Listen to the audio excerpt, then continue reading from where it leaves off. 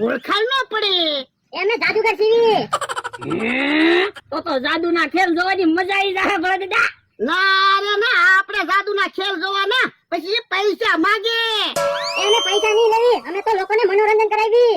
હે આ તો જાદુ જોવી લ્યો. ચાલ છોકરા, તું જાદુઈ બોક્સ માં બેસી જા.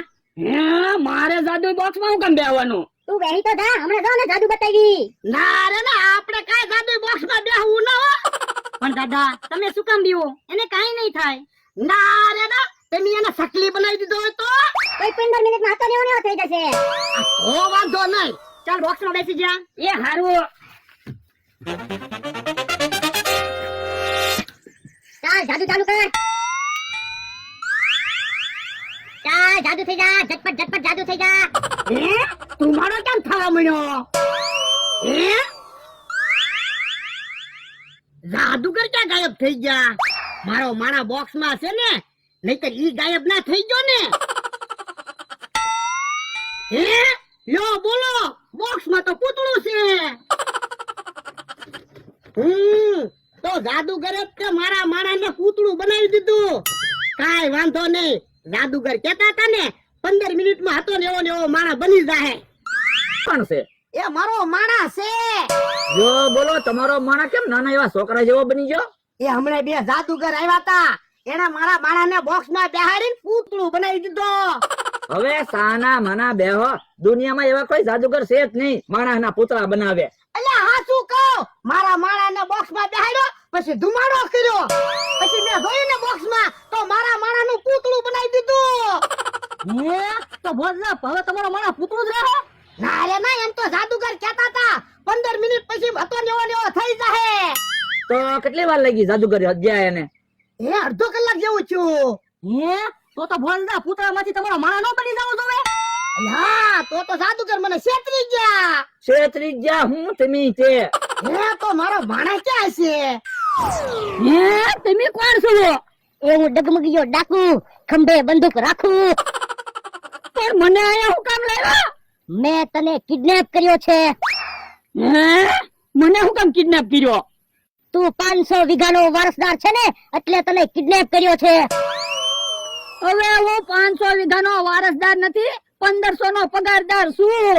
હવે તું ખોટું બોલમાં. 15 દિવસથી મારા માણસો તમારી ઉપર નજર રાખીને બેઠા હતા.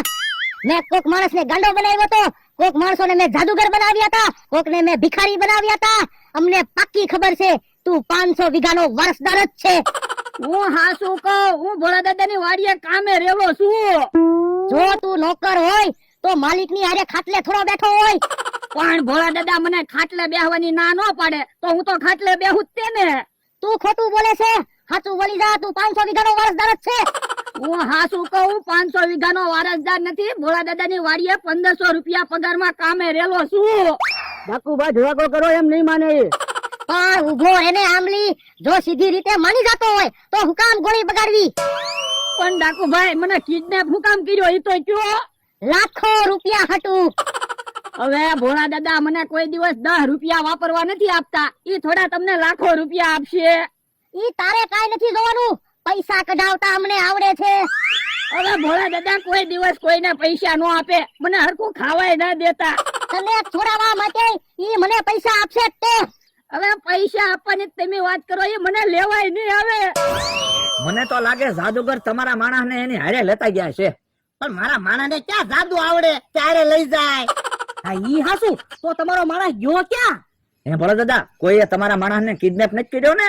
અરે એની પાસે ક્યાં પ્રોપર્ટી છે તે કિડનેપ કરે? તો મને ન કિડનેપ કરે. હા ઈ હાસુ.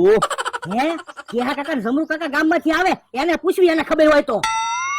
હે કેહા ભાઈ જમરૂકભાઈ, ગામમાં 2 જાદુગર આવેલા છે. એ બાપા, અમે હું કઈ બધાની ધ્યાન રાખવી તે અમને પૂછે? ખબર હોય તો કેને, એમાં ધોલું હું મારે, એક તો ટેન્શન હોય ને. આઈન તારે તો કેહા. બાપા તારે શું ટેન્શન? અમારે ટેન્શન છે, બાકીમાં તેલ મરચું ન આપ્યું. એ કેહા કાકા જમરો કાકા હરખું કયો ને, ભોળા દાદાના માણસને કોક ઉપાડી ગયો ને એટલે પૂછે. હવે ખોટા નાટક કરે, એનો માણસ ક્યાં ખંતાઈને બેઠો હશે. હજી કહું, સાચું બોલી જા, નકર મને સાચું બોલાડતા આવડે છે. ડાકુભાઈ હું હાસુ જ બોલું, હું ભોળા દાદાની વાડીએ કામે જ રહેલો છું. તમને મારી ઉપર વિશ્વાસ ન આવતો હોય ને તો ભોળા દાદાને ફોન કરીને પૂછી જોવો. ડોહાનો નંબર ડોહાનો નંબર લગાડ. લીંબોડી, ડોહા અરે અવાજ બદલીને વાત કર. વાંધો નહીં ડાકુભાઈ. હલો એ ભોળા દાદા, હમણાં તમારો નોકર કેમ દેખાતો નથી? એ કોણ બોલે? બોલવામાં ધ્યાન રાખજો. એ નોકર નથી, હું એને જીવની જેમ હાંસવું. જોયું તું ખોટું બોલે છો. હું ખોટું નથી બોલતો. એ તો ભોળા દાદા મને હાંસવે છે એમ કીધું. તું 500 વીઘાનો વારસદાર જ છો. હું 500 વીઘાનો વારસદાર નથી, ભોળા દાદાની વાડીએ કામે રહેલો છું. તમે એક વાત નોટિસ કરી? આ વાતમાં ભોળા દાદા એમ બોલે છે. એની ઉપરથી એ નક્કી થાય છે કે આ ભોળા દાદાનો પોતો છે. પોતો એટલે? તને પોતામાંય નથી ખબર પડતી. છોકરાને પોતો કહેવાય. દાદાને પોતા બહુ વાલા હોય. હવે ભોળા દાદાને પોતા નથી વાલા, એને તો પૈસા વાલા છે. એને ભલે પૈસા વાલા હોય, પણ તું એક વાર કહી દે, તું 500 વીઘાનો વારસદાર છે. એ હું હાસુ જ કહું છું. હું 500 વીઘાનો વારસદાર નથી, ભોળા દાદા 500 વીઘાના વારસદાર છે. મેં ફળક્યા ફોડ્યા નથી. અને મારી વાડીમાં ફળક્યો ક્યાંથી આવ્યો? બકુલભાઈ મમરાભાઈ આવે એને પૂછી દઉં. હે મમરાભાઈ, તમે ફળક્યો ફોડીને મારી વાડીમાં ઘા કર્યો? ફડાઈક્યાની વાત જાવ જો. ભોળા દાદા માણસને જોયો હોય ને તો ઈ કયો. હે આમ તો ફળક્યો જોવો દે તો. હે બે જાદુગર આવ્યા હતા ને, એને આ ફળક્યાથી ધુમાડો કર્યો તો જાદુગર આ બાજુ જ ગયા વાવા જોવે. એમ તા આ બાજુ બે જાદુગર આવ્યા હતા. મને કાંઈ ખબર નથી હો, હું તો હજી આવ્યો જ છું.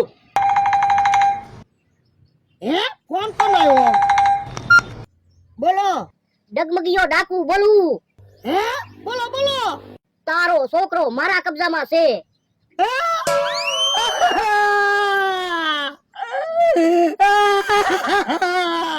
પણ હું છું કેમ રો? મારો માણસ ક્યાંક ગાયબ થઈ ગયો અને મારા છોકરાને કોકે કિડનેપ કર્યો. તમારે ક્યાં છોકરો છે? હે એટલે હા તો પણ હું રોવા મીંડ્યા. તો ફોનમાં કેમ એમ કીધું? કોનો ફોન હતો? એ કોઈ ડાકુનો ફોન હતો. તો પાકું તે ડાકુ તમારા માણસને ઉપાડી ગયા લાગે. હે એવું છે?